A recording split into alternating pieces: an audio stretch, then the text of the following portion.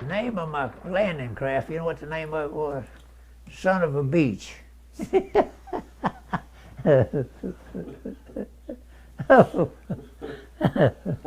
But I had a good life.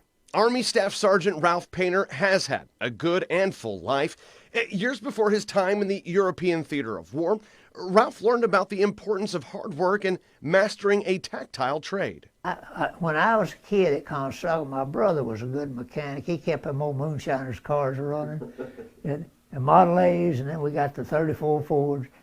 And I'd wash the parts, and I learned a whole lot from my brother. That hands-on experience put him in a good position when he was drafted into the United States Army.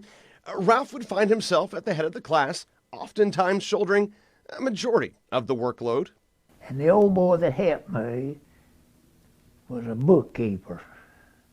He didn't know to doodly squat, and he used to we'd have reunions, and he couldn't wait till I got there.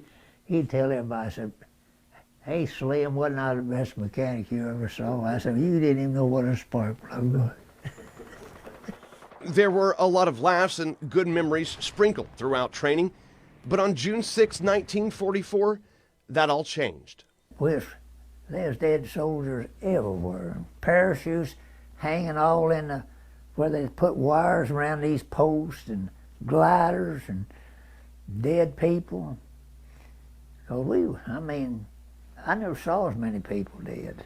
The staff sergeant was responsible for landing his tanks on the beach that day, a nearly unfathomable experience to so many of us. Being up against nearly impossible circumstances, Ralph knew, though, many had it worse. There was 2 units, the 82nd Armored Field Artillery, that's the one I was in, and the 400th Armored Field Artillery. We had 18 tanks.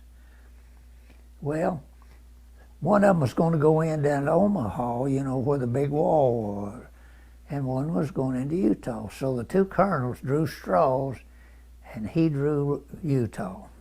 And did you know that whole unit lost everybody in that whole unit at Omaha?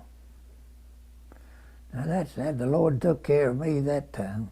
From the beaches to the bulge, Painter saw seemingly endless action, but it was his duty to keep those tanks moving. But I was in combat 366 days. I slept under a blanket 2 nights. I went from May the 31st till July the 4th before I even changed socks or underwear or had a bath. Ain't that something? An absolute hero, part of America's greatest generation, one of the men who fought and against the greatest of odds survived, defending our freedom.